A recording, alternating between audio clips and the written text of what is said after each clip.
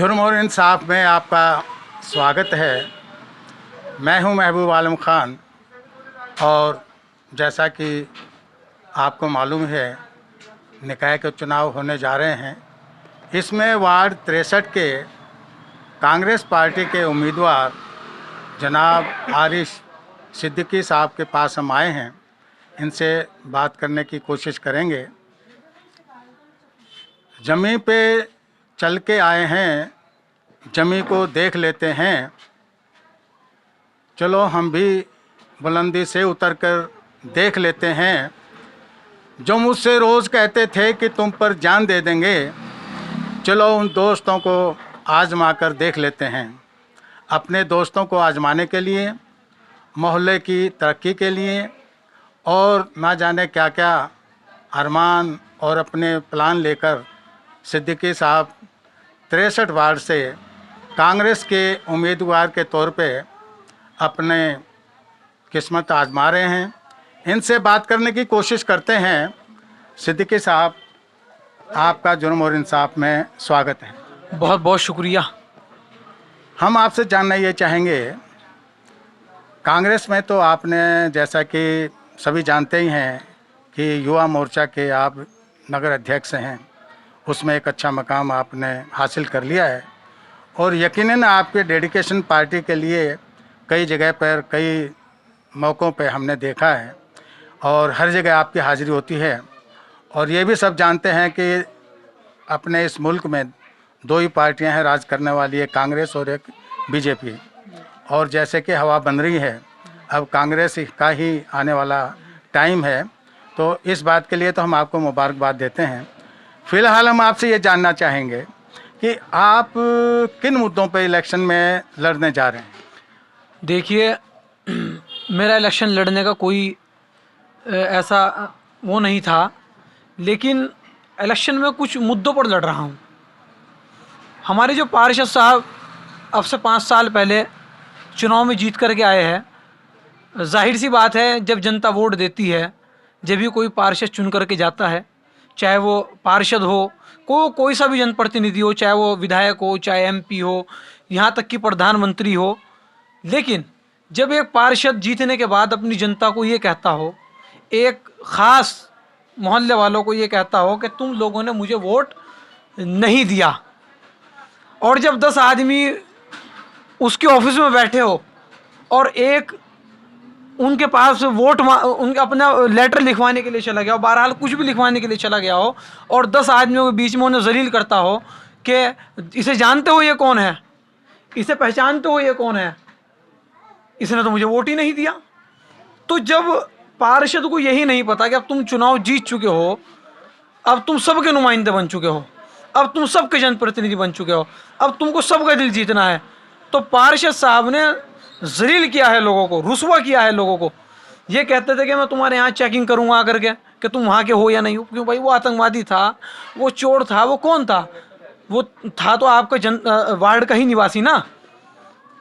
ये जो आप इल्ज़ाम लगा रहे हो, कहीं मुखालफत की वजह से लगा रहे हैं या कुछ इनका कोई आपके पास आधार भी है? आधार, आप माशाल्लाह से मीडिया वाले हैं, आप यहाँ पूरे वार्ड के अंदर घूमिए और पूछिए ही जो जुमला मैंने आपको कहा है। और ये मैं ऑन द स्पॉट इसीलिए आकर के कह रहा हूँ क्योंकि जनता त्रस्त है। जब लॉकडाउन के अंदर एक पार्षद की भूमिका बनती थी कि पार्षद साहब ये पूछते जा कर के लोगों के घरों में कि तुम्हारे पास राशन है या नहीं है, लेकिन मुझे बड़ा अफसोस हुआ, इसी सहारनपुर के एक पार्षद ने ये लिख रखा था कि 2 साल कोरोना में चले गए और 2.5 साल में आपको जो भी विकास हुआ वो मैंने कराया। हालांकि जनता उन 2 सालों में ज़्यादा आपका विकास मानती, जब आप उनके घर जा कर के पूछते कि भाई तुम्हें राशन की ज़रूरत तो नहीं है, भाई तुम्हें किसी चीज़ की ज़रूरत तो नहीं है, उनके घर घर जा कर के कुंडा बजाते तो आज ये नौबत ना आती। अच्छा, जैसा कि आप भी बता रहे हैं और वो पहले से भी पार्षद हैं, तो यकीनन उन्होंने तो माल ताल भाई अच्छा कमा रखा होगा और आपका मामला तो मुझे इतना ज़्यादा लगता नहीं है।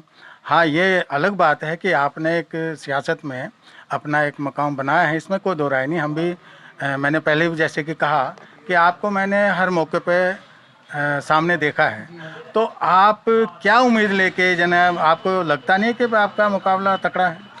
नहीं, हमारा तो बात क्या है, हम जनता से अपील कर रहे हैं। जनता हमारे साथ है। अब जनता को पता होना चाहिए कि जब यहाँ सहारनपुर के अंदर कोई सा भी मामला हुआ, जब किसी भी समाज को त्रस्त किया गया, तो हमने घंटा घर के चौराहों पर गिरफ्तारी देने का काम किया। जब यहाँ पर गैस सिलेंडर के रेट बढ़ते हैं पूरे हिंदुस्तान के अंदर, तो आरिफ सिद्दीकी और उसके साथी कलेक्ट्रेट में जाकर के प्रदर्शन करते हैं और वहाँ पर जाकर के डीएम साहब को ज्ञापन देने का काम करते हैं।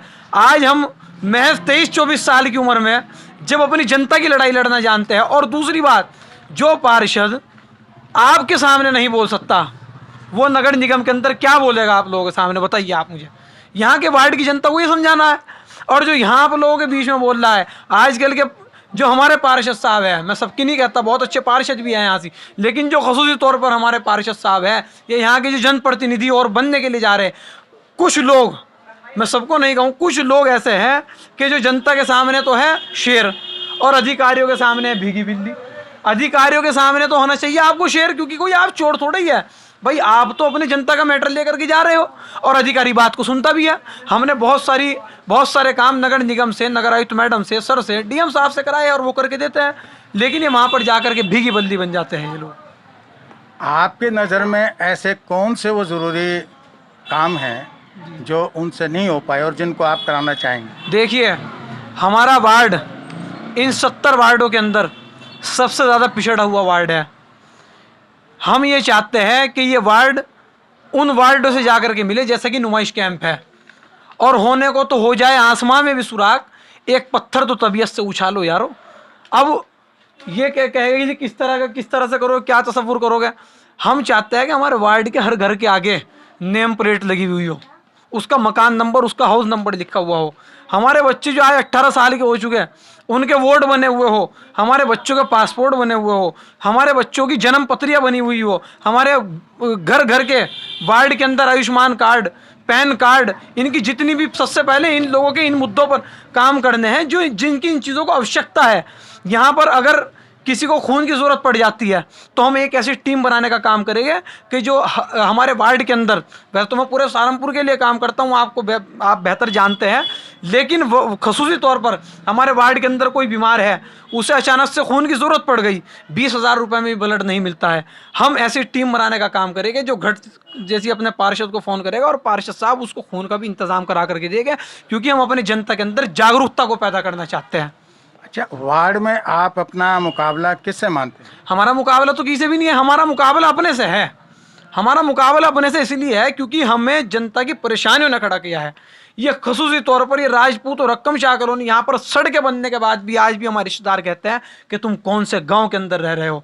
इसलिए कहते हैं कि देखो तारों का अंबार लगा हुआ पड़ा है, ये मामू बैठे हैं सामने आपके, इनके घर के आगे से आज तक खंबा नहीं हटा, इनका बिल्कुल फ्रंट खत्म कर चुका है, क्योंकि बिजली विभाग के अधिकारियों को ये नहीं पता था कि किसी के घर के दरवाजे के आगे आप खंबा लगाने का काम कर रहे हैं। नहीं, क्योंकि यहाँ के लोगों के अंदर जागरूकता नहीं थी इतनी, लेकिन अब मुसलमान और हमारे खसूसी तौर पर हमारे सेक्टर के लोग जागरूक हो चुके हैं और वो ऐसा पार्षद चुनना चाहते हैं जैसा कि पार्षद चुनने की उनको ज़रूरत थी। अच्छा चलो, अब आखिर में इससे पहले कि दूसरे लोगों से बात करें, आप अपनी जानिब से क्या कोई अपील करना चाहेंगे? मैं अपने वार्ड के लोगों को यही कहना चाहता हूँ कि बड़ी उम्मीद मुझे ज़ात किब्रिया से है, चराग हाथ में है और गुफ्तगू हवा से है। मेरी जो लड़ाई है वो जुल्म की हवा से है, और मेरे जो चराग है वो मैं रोशनी बिखेरना चाहता हूँ पूरे वार्ड के अंदर। और मुश्किल कोई आन पड़ी तो घबराने से क्या होगा, जीने की तरकीब निकालो मर जाने से क्या होगा, सब मिलकर आवाज़ उठाओ तो कुछ चांद पे रोक पड़े, मैं ही अकेला जुगनू हूँ मेरे चिल्लाने से क्या होगा।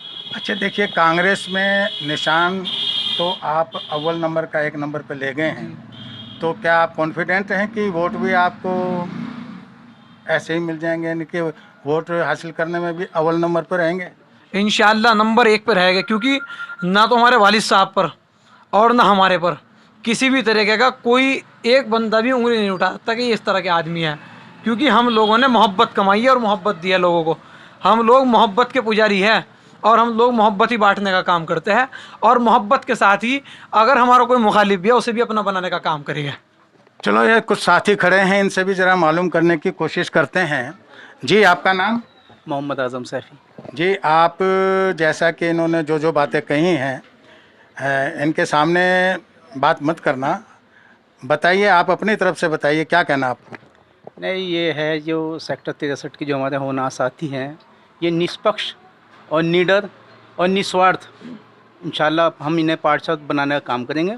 और आने वाले वक्त में इंशाल्लाह जब हमारा पोल क्लियर होगा तब आपको इंशाल्लाह सामने नजर आएगा कि जीत हार किसकी होती है इंशाल्लाह रहमान। जी, इसमें आप भाई आप बताएं, आपका नाम। मोहम्मद अली। जी बताएं, आप वार्ड के बारे में जितनी परेशानियां उन्होंने बताई हैं और इन कैंडिडेट के बारे में आपका क्या कहना है। भाई इंशाल्लाह देखो जी, बहुत बेहतर रहेंगे इंशाल्लाह अगर आरिफ सिद्दीकी को लाया जाए। इनको सामने देख के मत कहना। नहीं नहीं, सामने देख के नहीं है, गली नंबर 2 से चल के आए हैं इतनी दूर से, माशाल्लाह खींच के लाई है। इंशाल्लाह पूरा पूरा समर्थन रहेगा और लग रहा है, मतलब पूरा लग रहा है कि इंशाल्लाह अव्वल नंबर पे आएंगे। देखिए, वैसे हम आपको बता दें, एक बुजुर्गवार और बैठे हैं, इनसे जानना चाहते हैं। जी, मेरा नाम मोहम्मद सगीर। इंशाल्लाह जैसे हमारी कॉलोनी में जो है तरक्की नहीं हो रही है, पानी भर जाता है, सड़कें बने, वो तो हाल दे आपकी कॉलोनी खुद अपनी बयान कर रही है, समझे। तो ये होना चाहिए, इसीलिए हम अपने नेता को चुनना है। इस पे यकीन है आपको। इंशाल्लाह इंशाल्लाह अल्लाह। हम आपको बता दें कि ये वैसे तो इस वार्ड से महिला का नंबर है, लेकिन कागज़ों में इनके आरिफ सिद्दीकी के वालिद साहब का नाम है और चूंकि कार्यकारी एक्टिंग जो है काम इन्होंने ही करना है। एक मस्जिद के मुतवल्ली साहब तशरीफ़ फरमाए, इनसे भी जान लेते हैं। जी, आपका नाम। मोहम्मद यूनुस। यूनुस साहब बताएं आप। हाँ जी, लड़का बहुत अच्छा है माशाल्लाह। इनके वालिद साहब से हमारी दोस्ती भी है, दोस्त हैं हमारे वो, और इंशाल्लाह अल्लाह इन्हें कामयाब भी करेगा, अल्लाह चाहे। बहुत अच्छे लोग हैं। देख लेगा मुझ में अब अपनी हकीकत आईना, आईना के सामने बनकर खड़ा हूँ आईना। तो आखिर में इसी उम्मीद के साथ कि आरिफ सिद्दीकी साहब जैसा जोश इन्होंने बातों में और अक्सर ये दिखाते रहते हैं, ये कामयाब हों। आज की मुलाकात बात यहीं पर ख़त्म करते हैं। अगली मुलाकात बहुत जल्दी फिर होगी, तब तक के लिए खुदा हाफिज़।